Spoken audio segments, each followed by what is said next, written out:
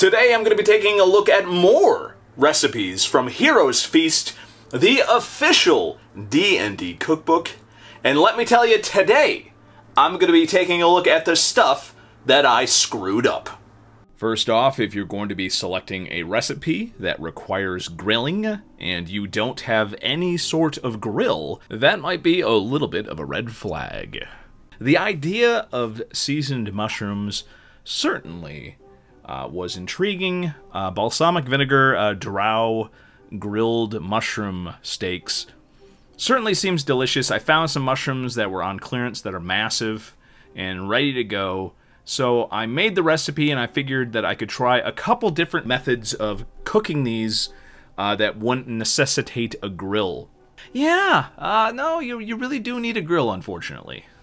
I also tried a batch with some white balsamic vinegar, and that turned out very nice, so I'll have to maybe consider using that in a future marinade.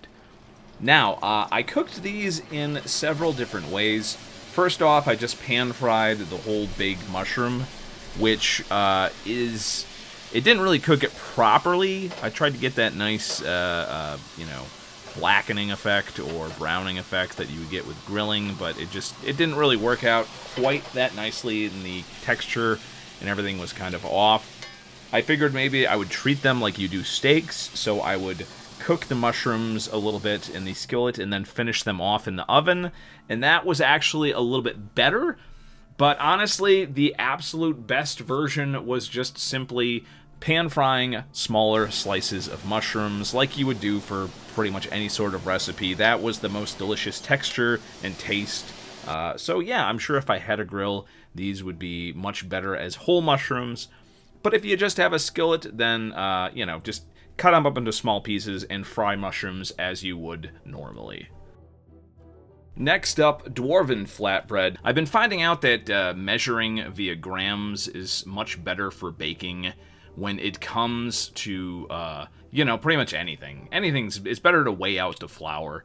These were delicious, but the consistency was all too wrong. I think what I did wrong is I used the whole milk Greek yogurt instead of the reduced fat Greek yogurt. So these had like olive oil and Greek yogurt, which means I think they were just like way too like dense to properly act as flatbread should. These were delicious, of course. They were incredibly dense flatbread, little, not even pancakes, but little slabs of flatbread. So while these were nice enough on their own, they definitely were not the traditional flatbread that I am used to and that I've made before. So I think I screwed these up. They were edible, but don't stray too far from the recipe, I guess. And finally, the recipe that I screwed up the least, the Halfling Oatmeal Sweet Nibbles. Delicious, I would say just traditional oatmeal cookies. I think the only thing weird about it is adding the chocolate and like butterscotch, which I'm not really a fan of. I think that oatmeal cookies should always have dried fruit like raisins and craisins. And I went crazy and I just added everything. I added cranberries, cherries, blueberries, and raisins to these because that's what I like. Another D&D person was doing a stream on Twitch about these. Lubofin, I never remember. Anyways, apparently Luna's some sort of Australian cat. Excellent stream. Cookies turned out way better than mine. I will link that below. Okay, I'm going to pause just for 1 second here. You see, in Luna's live stream, she made it very clear that oatmeal cookies just weren't her personal preference, and that she would give the oatmeal cookies in the recipe book a chance because they had chocolate in them, and she liked chocolate. And I think that's a perfect way for expressing your likes and preferences when it comes to food. Now, I know it's a meme. I understand the fact that this is a meme.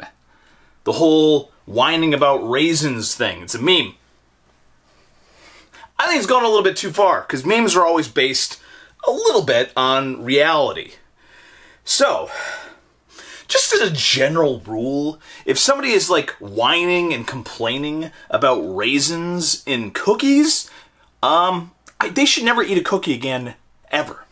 If it is a child who complains about raisins in cookies, specifically, I don't like raisins in cookies, they're so bad, that child should never get a cookie again, ever. Whoa! Whoa! You know what? I think with my humor, sometimes most people get it, but there's going to be a certain percentage of new viewers to the channel who aren't going to get that humor, so maybe I should just tone it down a little bit for these videos where there's going to be new people watching, so yeah, let's just forget that happened. So these clearly don't look like the picture of the cookies in the book. I'm not quite sure. I think maybe my measurements might have been a little bit off. I think I don't know, I used the correct amount of butter, but maybe I was just a little bit light on the oats and flour. And surely for my first batch, I understood I made them way too big, and I put them way too close together, so they were kind of like just a big mass of cookie.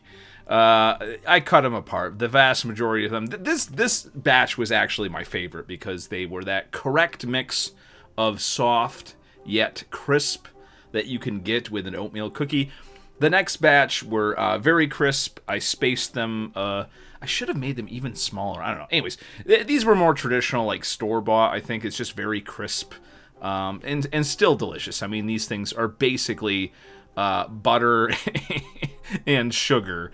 So how could they not be delicious? But yeah, the big ones I think were my perfect ideal oatmeal cookie, and the little ones were crisp and probably perfect for having with a nice cup of tea or something like that.